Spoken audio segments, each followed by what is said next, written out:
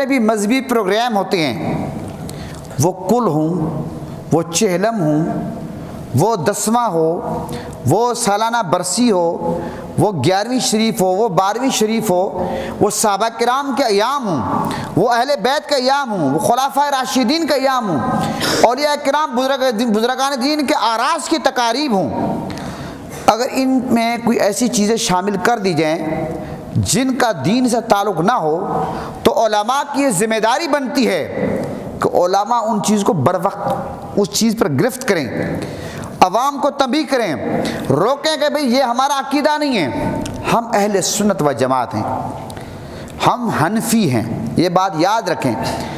ہمارے عقیدے میں الحمدللہ سب سے زیادہ پروگرام ہوتے ہیں، کیوں کہ بہت سارے ایسے لوگ ہیں جو رافضی ہیں، وہ صحابہ کرام کو نہیں مانتے، جو لوگ خارجی ہیں وہ پنجتن پاک سے انبیاء سے بغض رکھتے ہیں، جو ناصبی ہیں وہ اہل بیت کی شان گھٹانے کے چکر میں ہوتے ہیں، اور بہت سارے ایسے لوگ ہیں جو اولیاء کو نہیں مانتے۔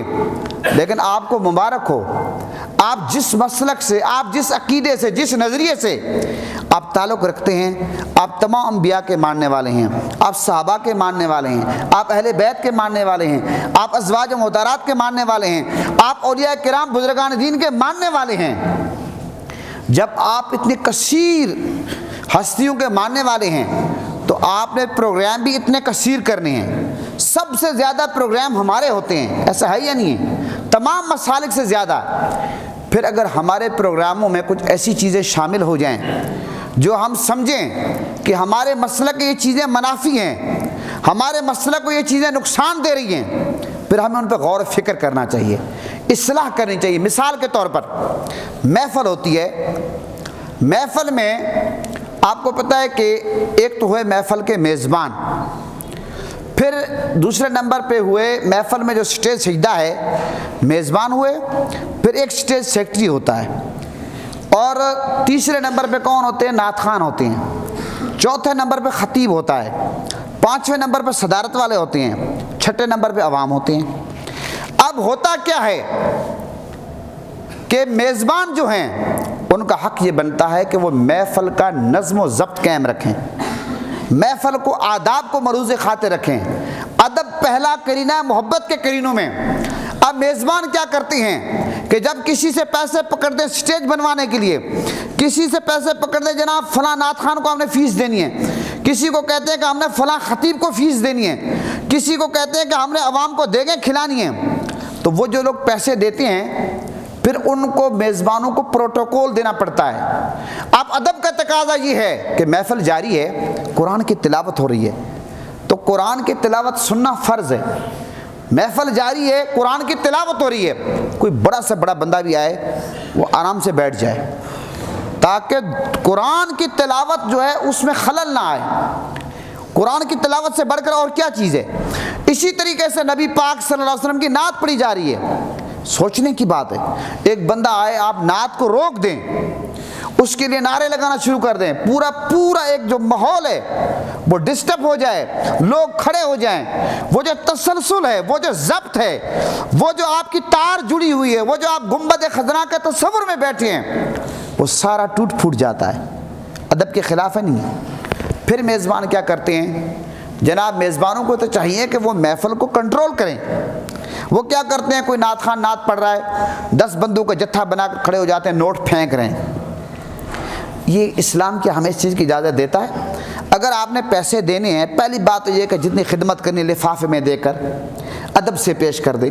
پھر اگر آپ کہتے ہیں نہیں ہم نے ہر صورت میں جا کر ہاتھ میں دینے ہیں، لوگوں کو راغب کرنا ہے تاکہ اور لوگ یہ، پھر آپ جا کر پیسے وہاں رکھ دیں، نوٹ پھینکے جا رہے ہیں۔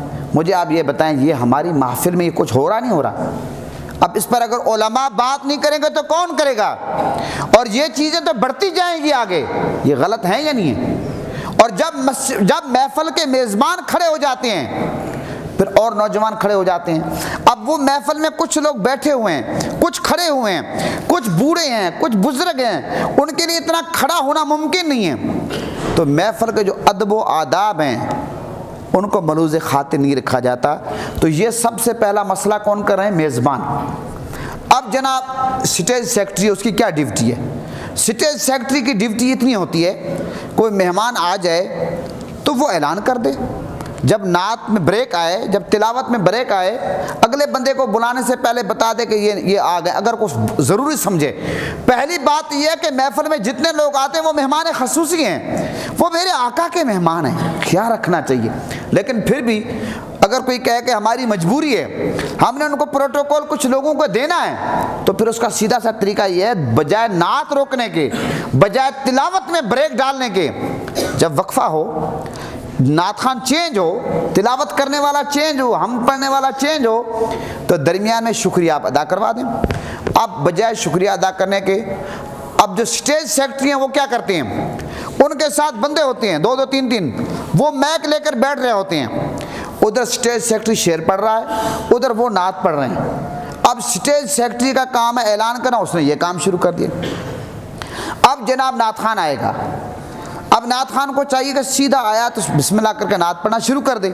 نعت خوان کیا کرتے ہیں، جتنے بھی محفل کرانے والے لوگ ہیں، کوئی پنڈی کا ہے، کوئی اسلام آباد کا ہے، کوئی لاہور کا ہے، کوئی گجرانوالہ کا ہے، کوئی فیصل آباد کا ہے، موٹی موٹی سامیاں جو 500 1000 پھینکنے والے ہیں، نعت خوان کی جہاں تک نظر پڑے گی وہ ایک ایک کا نام لے کر کہے گا فلاں بھائی بیٹھے ہیں، فلاں بھائی۔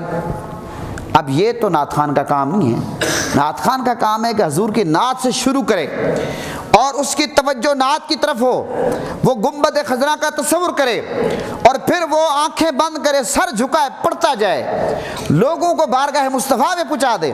وہ کیا کرتا ہے، سبحان اللہ کہو، جو حلالی ماں کے بیٹے بیٹھے ہو ہاتھ کھڑا کرو، جس نے مدینہ جانا ہاتھ کھڑا کرو، جو آج مدینہ نبی کا دیدار رات کو کرنا چاہتا ہے وہ ہاتھ کھڑا کرے۔ بھئی تیرے پاس کون سی سند ہے کہ تو ہاتھ کھڑا کر کے لوگوں کو نبی کا دیدار کروا رہا ہے؟ مجھے آپ یہ بتائیں، یہ طریقہ کار غلط ہیں یا نہیں؟ اور پھر یہ جناب ملک صاحب یہ شعر آپ کی نظر، چودھری صاحب یہ شعر آپ کی نظر، بن رسول اللہ کی نعت تو لوگوں کی نظر کر رہا ہے۔ یہ غلطیاں کس کے اندر پائی جا رہی ہیں؟ یہ نعت خوانوں کا معاملہ ہے۔ اب جناب ہماری محفل میں ایک معاملہ اور آ گیا، خطاب، کوشش یہ کی جا رہی کہ خطاب ہو ہی نہ، پوری رات محفل و خطاب ہو ہی نہ، اور جہاں خطاب ہوتا ہے کوشش یہ کی جاتی ہے ایسے خطیب کو بلائیں جو میاں صاحب کے شعر پڑھتا رہے، قرآن حدیث پر کم بات کرے۔ اب ساری رات نعت چل رہی ہے اور ٹوٹل خطاب 20 منٹ کا ہونا ہے، وہ بھی پہلے وہ سر لگا کر مولوی صاحب خطبہ پڑھے گا، 5 منٹ خطبے پہ لگائے گا، درود پڑھتا رہے گا، پھر آگے میاں صاحب کے اشعار پڑھے گا، 2-3 حدیثیں پھر بڑی مشکل سے بیان کرے گا، بھائی خطاب ختم۔ بھئی مولوی صاحب آپ اشعار تو نعت خوان نے پڑھنے ہیں، وہ آپ نعت خوان والی ڈیوٹی آپ دے رہے ہیں، آپ قرآن حدیث بیان کریں، ایسے ہے یا نہیں؟ یہ کام بھی غلط ہو رہا ہے۔ اب جناب آگئے پیر صاحب جو صدارت فرما رہے ہیں، اب پیر صاحب بیٹھے ہوئے ہیں اور ایسے پیر کو بلایا جاتا ہے جو تقریر بھی کم کر سکے، جو کوشش ہو کہ عموماً صدارت پہ ایسے لوگوں کو بلایا جاتا ہے، عموماً، یہ میں مطلقاً نہیں کہہ رہا، عموماً آج کل یہ ہو رہا ہے، جو اونچی آواز میں دعا بھی نہ کر سکے، بس وہ ایسے کر دے گا، نہ تو وہ پیر کے نام پر جو لوگ مریدین آئے ہوئے عقیدت مند، ان کی کوئی تربیت ہی نہیں ہو رہی، تو اچھا پھر کیا ہے، نعت نبی پاک کی پڑھی جا رہی ہے، سونا ہے، من مونا ہے، وہ جو مریدین ہیں وہ پیر کی طرف اشارہ کرتے ہیں۔ یہ اتنی بڑی غلطیاں ہیں ہمارے ہاں کہ ہمیں سمجھ ہی نہیں آ رہی کہ ہمارے معاشرے میں ہو کیا رہا ہے۔ خدا را یہ جو میں میسیج دے رہا ہوں، یہ جو میں پیغام دے رہا ہوں، اور ہماری محفل رات کو شروع ہی اسٹارٹ پیک پہ جاتی ہے رات کے 12 بجے، عشاء کے فوراً بعد محفل شروع نہیں ہوتی، حالانکہ محفل ہونی چاہیے زیادہ سے زیادہ 1.5 گھنٹہ 2 گھنٹہ 3 گھنٹے، پوری رات محفل چلے، عشاء کی نمازی گئی اور فجر کی نماز سے 20 منٹ 25 منٹ پہلے ختم کریں گے۔ خدا کے بندے اتنی تو مہربانی کرو، ساری رات کی محفل عشاء کی جماعت ہو اور پھر لوگوں کو کہیں، یقین آپ جانیں فجر کی اذان کے بعد قرآن اندازیاں ہوتی ہیں، لیکن جماعت کا یہ نہیں کہا جاتا کہ بھئی یہاں رکو، سب اعلان تو ہونا چاہیے بھئی سب لوگ یہاں جمع، کو پڑھے نہ پڑھے۔ پھر آپ نے یہ دیکھا جب سے محفل کا سلسلہ اوپن شروع ہوا، یہ گراؤنڈوں میں، روڈوں پہ، چوکوں پہ، محفل کا وہ تقدس نہیں رہا۔ مسجد میں لوگ محفلیں ہوتی تھی، لوگ آتے تھے باوضو ہو کر ادب سے اللہ کے گھر میں بیٹھتے تھے، چوک چراہوں پہ اور دوسرے نمبر پر لوگوں میں ایک مایوسی پھیل گئی. لوگ کہتے ہیں یار یہ بہر گراؤنڈ میں محفل کرنے کے لیے، پارکوں میں کرنے کے لیے، چوک چوراہوں پہ مارکیٹوں میں کرنے کے لیے کم از کم ایک رات کا 20-25 لاکھ چاہیے، 10 لاکھ چاہیے. جو لوگ اپنے گھروں میں پہلے محفل کراتے تھے 5 بندے 10 بندے بلا کر، وہ مایوس ہو گئے. وہ کہتے ہیں محفل تو بڑا سٹیج اس کے لیے ہونا چاہیے، کوئی بڑے بڑے نعت خوان نامور ہونے چاہیے، کوئی پینافلکس ہونا چاہیے. حالانکہ نبی کی نعت، نبی کی محفل گیدرنگ کی محتاج نہیں ہے. ایک بندہ ہو یا 1 کروڑ ہو، اگر قبول ہو جائے تو ایک بندہ کروڑ کا کام کر جائے گا. قبول نہ ہو تو کروڑ بندہ بیٹھا ہو کوئی فائدہ نہیں ہے. تو لہٰذا حضرت شاہ عبد الرحیم صاحب تو ہر سال میلاد کرتے تھے. ایک سال تنگی آ گئی، گھر میں آپ کو پتہ ہے کہ چنے پڑے ہوئے تھے، میلاد کیا، رات کو دیکھتے ہیں میرے آقا مسکرا رہے ہیں.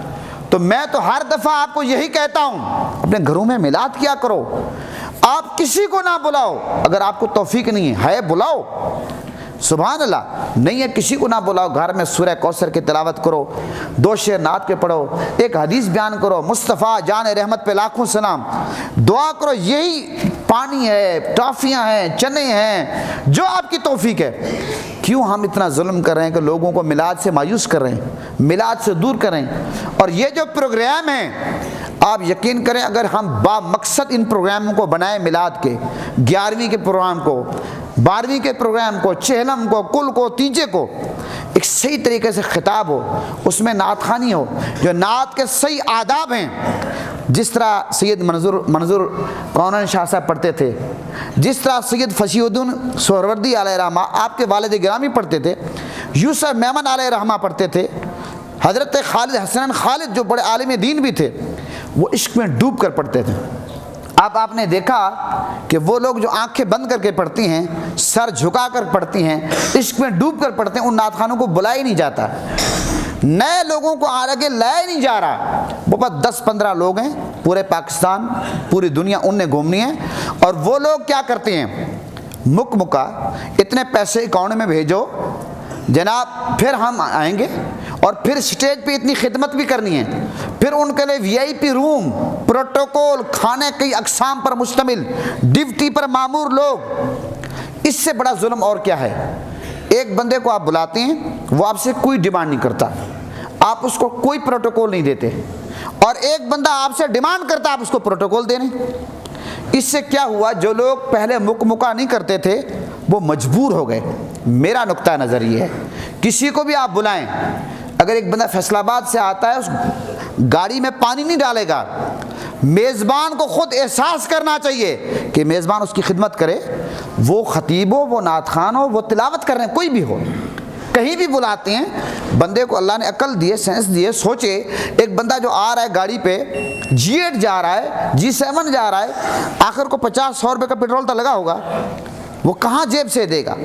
لیکن ہمارے ہاں جب ہم نے دیکھا کہ بہت سارے ایسے علماء جو مکہ نہیں کرتے تھے، ڈیمانڈ نہیں کرتے تھے، وہ دیکھتے تھے کہ جس نے مکہ کیا اس کو تو لاکھ روپے کا لفافہ مل رہا ہے، اور مجھے 2000 روپے 1500 دے کر بھائی اللہ حافظ.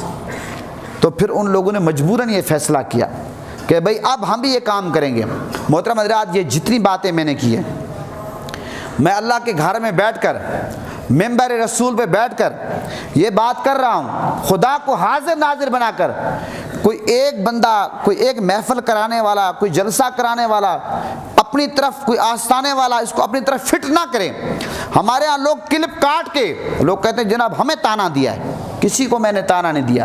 علماء کی یہ ذمہ داری ہے. اللہ نے قرآن میں فرما دیا کنتم خیر امۃ اخرجت للناس تأمرون بالمعروف وتنہون عن المنکر. حضور کی امت کو بہترین امت اس لیے قرار دیا گیا، وہ نیکی کا حکم دیتے ہیں، برائی سے روکتے ہیں. اس لیے اور پھر جب ہم کوشش کریں کہ ہم خود اس پر عمل بھی کریں، پھر تو سبحان اللہ اور مزہ آئے گا. تو علماء کی ذمہ داری ہے. اس وقت بہت سارے علماء ہیں جو اس پر کام کریں. مفتی منیب الرحمان صاحب ہر محفل میں تنبیہ کر رہے ہیں، مفتی اکمل قادری صاحب، مفتی اجمل رضا صاحب، علامہ ثاقب رضا مصطفی صاحب، ہمارے کاظمی برادران، بہت سارے مشائخ اولیاء بزرگان دین اس پر کام کر رہے ہیں کہ ہمارے محفل میں بہتری آنی چاہیے. یہ جو بگاڑ پیدا ہوا اس سے ہمیں خیال کرنا چاہیے کہ ایک رات میں آپ کا 20 لاکھ خرچہ ہو رہا ہے، 15 لاکھ خرچہ ہو رہا ہے۔ اب مجھے آپ یہ بتائیں، پروگرام ہمارے زیادہ ہیں، ہمارے اہل سنت کے مدارس کم ہوتے جا رہے ہیں۔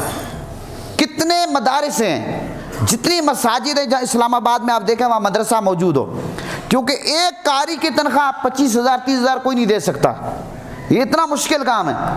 اور جو لوگ یہ محفل کرانے والے ہیں ان کو کم توفیق ہوتی ہے، الا ماشاءاللہ ایسے لوگ ہیں جو دینے والے ہیں، جو مدرسے مسجد کے ساتھ تعاون کریں۔ وہ یہ سمجھتے ہیں ہماری وہ ڈیوٹی ہے، یقیناً وہ ڈیوٹی بھی دیں۔ جب تک مدارس آپ کے مضبوط نہیں ہوں گے، آپ کی مسجد مضبوط نہیں ہوگی، آپ کا مسلک کیسے مضبوط ہوگا؟ خدا را ہمیں ان چیزوں کا خیال رکھنا چاہیے۔ ہمیں اپنی پہچان، اپنی جو اقدار ہیں اس کے حوالے سے سوچنا چاہیے۔ دن پہ دن ہمارا نقصان ہوتا جا رہا ہے۔ ہم جتنی بھی نسبتیں ہیں، کوئی چشتی ہے، کوئی قادری ہے، کوئی صابری ہے، کوئی نقشبندی ہے، کوئی فلاں ہے، کوئی فلاں، اور کوئی سیدی ہے، جو جس نسبت سے تعلق رکھتا ہے، یاد رکھیں یہ نسبتیں ساری بات کی ہیں۔ اصل ہم 1450 سال سے ہم کون ہیں؟ ہم اہل سنت و جماعت ہیں، ہم اہل سنت و جماعت۔ جب سے ہم نے اپنے آپ کو بریلوی کہنا شروع کر دیا، وہ جو دوسرے لوگ تھے سپاہ صحابہ والے، وہ اور ان پر جب پابندیاں گورنمنٹیں لگائیں، ان لوگوں نے اپنا نام کیا رکھوا دیا؟ اہل سنت والجماعت۔ اب یہ ول ہمارے اندر نہیں ہے، لیکن ہمارے لوگوں کو اپنا نام یاد ہی نہیں ہے۔ اب یہی معاملہ ہو رہا ہے نعت خوانی کے معاملے میں۔ اب دوسرے لوگوں نے جلوس نکالنے شروع کر دیے صحابہ کرام کے ایام پر۔ وہ جو پہلے منکر تھے، کہتے تھے یہ بدعت ہے، یہ شرک ہے، یہ حرام ہے، فلاں فلاں، اب وہ سارے جلوس نکال رہے ہیں۔ اچھا، وہ آپ نعتیں بھی پڑھ رہے ہیں، وہ حمد بھی پڑھ رہے ہیں، صرف صلی اللہ علیہ یا رسول اللہ جو ہم شروع کرتے ہیں اس پہ وہ رکے ہوئے ہیں۔ اب ہوگا کیا کہ ہم لوگ تو اتنی ہم نے گڑبڑ کر دی ہے نعت خوانی میں، کل وہ لوگ کہیں گے نعت خوانی تو کر ہی ہم رہے ہیں۔ تو اس لیے اس وقت میں یہ سمجھتا ہوں علماء، مشائخ، پیران عظام کی ذمہ داری ہے، جو منبر و محراب کے وارث ہیں، جن کو اللہ تعالیٰ نے بولنے کی صلاحیت دی ہے، وہ حق بیان کریں۔ یقیناً جو حق بیان کرتے ہیں مشکلات آتی ہیں، دھمکیاں ملتی ہیں، لوگ پروگراموں میں نہیں بلاتے، مالی طور پر نقصان ہوتے ہیں، اور لوگ عزت کو نقصان دینے کی کوشش کرتے ہیں، لیکن یاد رکھیں جس سے اللہ رکھے اسے کون چکھے، جس سے اللہ عزت دے اسے کون چھین سکتا ہے۔ میں تو آپ جانتے ہیں اس مسجد میں تقریباً مجھے یہ 9واں سال ہے، میں مختلف مواقع پر یہ چیزیں بیان کرتا رہتا ہوں۔ یہ مقصود بھائی بیٹھے ہیں، کرونا کے دنوں میں ایک پرائیویٹ محفل ہوئی تھی یہاں اسلام آباد پنڈی کے، وہ لوگ جو محفل کرانے والے ہیں بڑے لوگ، اس میں تھے ہی وہی۔ میرا ابھی بھی یوٹیوب پہ وہ خطاب پڑا ہوا ہے، میں نے اسی پر کیا ہے کہ آج ہم کیا کر رہے ہیں۔ اور پھر ایسے نعت خوان جو اعلیٰ حضرت عظیم البرکت امام احمد رضا کا کلام ہدایت کی بخشش، جو کلام اعلیٰ حضرت کا وہ قرآن حدیث کی آپ یوں سمجھیں کہ تشریح آپ کو مل رہی ہے، کوئی اس کا مفہوم ہے، لیکن آج کل ایسے کلام پڑھے جا رہے ہیں، کوئی خارجیوں کا کلام پڑھ رہا ہے، کوئی رافضیوں کا، کوئی ناصبیوں کا، پھر کلام پڑھ رہے ہیں۔ ایک محفل ہو رہی ہے اسلام آباد میں، ایک محفل لاہور میں ہو رہی ہے، تو گروپ مخالف ہیں، تو وہی نعت خوان ادھر سے ان کو ہٹ کر رہا ہے، وہ سٹیج سے لائیو ادھر ہٹ کر رہا ہے۔ مجھے آپ یہ بتائیں ظلم نہیں ہے؟ حضور کی نعت میں یہ کام ہم شروع کر دیں۔ لہٰذا صرف نعت خوانوں کی بات نہیں ہے، علماء کو بھی اپنا قبلہ درست کرنا چاہیے، پیران عظام کو بھی خانقاہوں سے نکل کر رسم شبیری ادا کرنا چاہیے، حسینی کردار کو اپنانا چاہیے۔ علماء ہوں، مشائخ ہوں، ہر ایک کو اپنی ڈیوٹی دینی ہے۔ قطرے قطرے سے دریا بنتا ہے۔ ہماری مساجد میں درس نہیں ہوتے، کتنی مساجد ہیں جس میں قرآن کا درس ہوتا ہو، جس میں حدیث کا درس ہوتا ہو، جس میں باقاعدہ مدرسہ ہو، اور اگر بڑا کوئی مدرسہ جامعہ نہیں بنا سکتے، وہ ایک مدرس تو رکھ لو، اور امام جو آپ کو 5 وقت نماز پڑھائے، امام جو آپ کے جنازے پڑھائے، کلخانی پہ آئے، چہلم پہ آئے، برسیاں آئے، قبر تک جائے، وہاں دعا کرائے، اور تدفین کے بعد قبر پہ کھڑا ہو کر اذان دے، عیدیں پڑھائے، سارا نظام چھوڑے، اس امام کو آپ تنخواہ کتنی دیتے ہیں؟ کل میں B17 گیا ہوں، B17 کا جو گیٹ نمبر 2 ہے اس کے سامنے ایک بڑی خوبصورت گولڈن مسجد بنی ہوئی ہے، بہر کی خاتون تھی دبئی کی، اس نے اپنے والد کے لیے بنوائی۔ میں نے وہاں پوچھا کہ مولوی صاحب کی تنخواہ کتنی؟ کہتے 25,000۔ B17 کی مسجد کے امام کی تنخواہ 25,000 ہے، تو آپ کیا تصور کرتے ہیں کہ دیہات کے اماموں کی تنخواہ کیا ہے؟ جو امام آپ کو پورا سال نماز پڑھائے، جو آپ کے مدرسے میں پورا سال پڑھائے، شیخ الحدیث شیخ القرآن تفسیر پڑھائے، اس کی تنخواہ کتنی ہے؟ 20,000 15,000۔ اور ادھر ایک نعت خان جو داڑھی منڈا بھی ہو، جو گانے کی طرز پہ بھی پڑھے، اور جو 15 منٹ آدھا گھنٹہ پڑھے، اس کو پروٹوکول، اس کو سب کچھ۔ نبی پاک نے جہاں پر نبی کے نعت خان کو نبی پاک نے حضرت حسان بن ثابت کو منبر پہ بٹھایا، جبریل امین کے ذریعے میرے آقا نے فرمایا یا اللہ ان کی مدد فرما، جہاں پر اپنا جبہ مبارک عطا فرمایا، وہاں علماء کے بارے میں حضور نے کیا فرمایا، حفاظ کے بارے میں کیا فرمایا۔ لہٰذا اس وقت جو ہمارا یہ ہم قبلے سے ہٹ چکے ہیں، اپنے سے قبلے سے یعنی کہ راہ سے ہٹ چکے ہیں، میرا مقصد یہ ہے علماء کو، پیران عظام کو، مشائخ کو، نعت خانوں کو اپنا قبلہ درست کرنا چاہیے۔ اللہ کی قسم ہے، میں دل سے کہہ رہا ہوں کہ میرے آقا اس طرح ہم سے راضی نہیں ہوں گے، یا ہم میرے آقا سے بے وفائی کر رہے ہیں، ہم صرف نفس پرستی کر رہے ہیں، ہم اپنی جو ہے یعنی کہ صرف یہ جو ہماری تمنا ہے شہرت کے لیے، صرف شہرت کے لیے کہ ہماری جان پہچان، سال میں ایک محفل کرا دو، اس کے بعد یہ ہے کہ جناب ہماری شہرت ہو۔ کتنا عرصہ زندگی میں رہو گے؟ آخر مرنا ہے، میرے آقا کو کیا منہ دکھاؤ گے کہ یا رسول اللہ ہم آپ کے نام پر لوگوں کو دھوکہ دیتے تھے؟ یہ نفس پرستی اس کو کہتے ہیں، اس کو نفس کی پوجا کہتے ہیں، اس کو کہتے ہیں نفسانی خواہشات کی تکمیل۔ اسلام یہ کہتا ہے کہ نفسانی خواہشات کو پاؤں کے تلے روندو، نفسانی خواہشات کی مخالفت کرو، اپنا جو من ہے، اپنا جو منشا ہے، اللہ رسول کی رضا کے تابع کرو۔ تو محترم حضرات، یہ ایک بہت اہم پیغام میں نے آج اس حوالے سے، میں پہلے کئی بار دے چکا ہوں، میں نے کہا زندگی کا کوئی پتہ نہیں ہے کب مرنا ہے، کم از کم ایک چیز ریکارڈ پہ آ جائے، اور کوئی سدھرے یا نہ سدھرے، ہمارا کام ہے اذان دینا، کوئی نماز پڑھنے آئے یا نہ آئے، ہمارا کام ہے حق بیان کرنا، اور کوئی سمجھے یا نہ سمجھے۔ لیکن میں نے کسی ایک شخصیت، کوئی عالم، کوئی پیر، کوئی محفل کرانے والے ایک بندے کو میں نے ذکر نہیں کیا، یہ میں نے اوور آل معاشرے میں جو ہمارے پاکستان میں بیرون ممالک ہمارے اہل سنت کی جو تقاریب ہو رہی ہیں، جو اس میں کمزور پہلو تھے، میں نے کوشش کی چند اجاگر کیے ہیں، اور بھی بہت سارے ہیں۔ اور یہ جتنے بھی لوگ محفل کراتے ہیں یہ عوام کے پیسے سے کراتے ہیں، ذرا عوام کو بھی آنکھیں تھوڑی سی کھلی رکھنی چاہیے۔ اعلیٰ حضرت نے فرمایا یہ چوروں کی رکھوالی ہے، آپ کا فنڈ اگر کہیں غلط استعمال ہو رہا ہے پھر آپ کو سوچنا چاہیے، اللہ رسول کو آپ نے جواب دینا ہے۔ بہرحال میں اسی پہ اتفاق کرتا ہوں، اور اگر کوئی بات ایسی میرے منہ سے نکلی ہو جو نامناسب ہو، اللہ رسول کی بارگاہ میں معافی کا طلبگار ہوں۔ پاکستان کا مطلب کیا؟